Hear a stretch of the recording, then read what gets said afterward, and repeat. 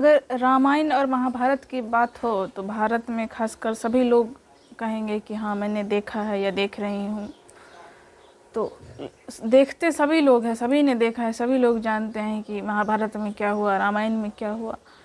लेकिन मैं पूछना चाहती हूँ कि आखिर जिन लोगों ने रामायण या महाभारत लिखा, उन लोगों का लिखने के पीछे मकसद जो था, क्या ये पूरा हुआ या हो रहा है?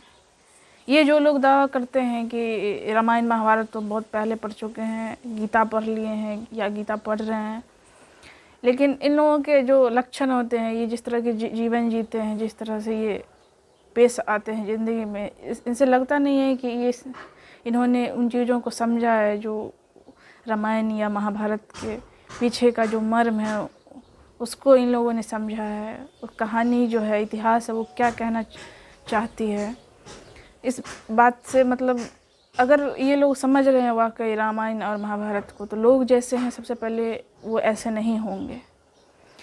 हमारे जो गुरुजी हैं आचार्य प्रशांत, वह भी कहते हैं कि बहुत लोग उनसे मिलते हैं, कहते हैं कि मैंने गीता पढ़ा है, आपको सुना है, लेकिन उन लोगों का लक्षण वैसा नहीं होता है। तो वो भी कहते हैं कि आपने मतलब पढ़ लिया है लेकिन समझा नहीं है, क्योंकि अगर आप समझे होते तो आप वैसे होते नहीं।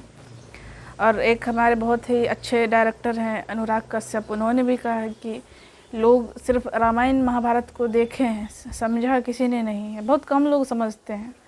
और अगर ज़्यादातर लोग समझने लगेंगे तो दुनिया ऐसे ही बहुत खूबसूरत होगी, क्योंकि इसी के लिए तो वो रामायण और महाभारत लिखा ही गया कि लोग उस चीज़ को समझे। क्योंकि जो उतने पुराने ज़माने में लिखा गया, तो तब वे लोग यही सोच कर लिखे कि एक समय में आएगा कि आदमी को दिक्कत होगी जीने में, वो कैसे जिए। तो उन लोगों के लिए एक रहेगा उपाय कि हाँ इस तरह से हमें जीना है। उनके सामने एक ऐसी कहानी रखी जाएगी जिसमें क्या क्या हुआ, क्या करने से क्या उसका अंजाम हुआ, हमें कैसे जीना चाहिए। रामायण में जिस तरह से दिखाया गया है कि एक पुरुष मर्यादा पुरुषोत्तम राम है, तो कम से कम उन के कदम पे अभी कितने पुरुष चल रहे हैं। जिस तरह से राम का चरित्र जिस तरह से बताया गया, उस तरह से तो नहीं कोई पुरुष अपने आप को बनाना भी नहीं चाहता है, या नहीं वो तो दूर की बात है, ना कोई महिला सीता जी होना चाहती है।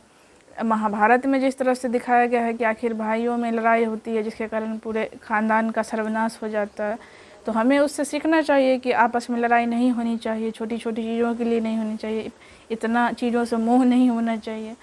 तो अभी ऐसा कहाँ आपको दिख रहा है? हर घर में तो भाई भाई में लड़ाई हो ही रही है। तो अगर लोग समझते तो ऐसा नहीं होता।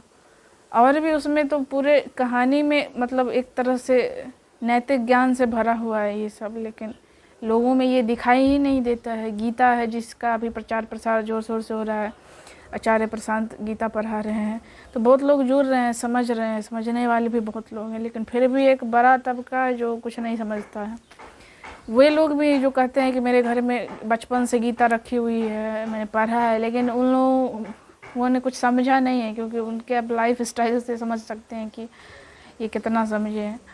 तो मैं यही कहना चाहूँगी कि अगर आप गीता पढ़ते हैं या रामायण महाभारत देखते हैं, तो आप उसके पीछे के जो मर्म है उसको समझने की कोशिश करें। ये नहीं समझे कि ये किसी काल में हुआ, किसी के साथ मुझे क्या लेना देना है। हम सब उस ज़िंदगी को जी रहे हैं, महाभारत में जो हुआ, रामायण में जो हुआ, और हमें उससे सीख कर अपनी ज़िंदगी में जो अच्छी चीज़ें उसको इम्प्लीमेंट करना है। जो जो करने से रामायण और महाभारत में बुरा हुआ, हमें उन चीज़ों से बचना है, तब जाके हमारा रामायण और महाभारत देखना सफल होगा।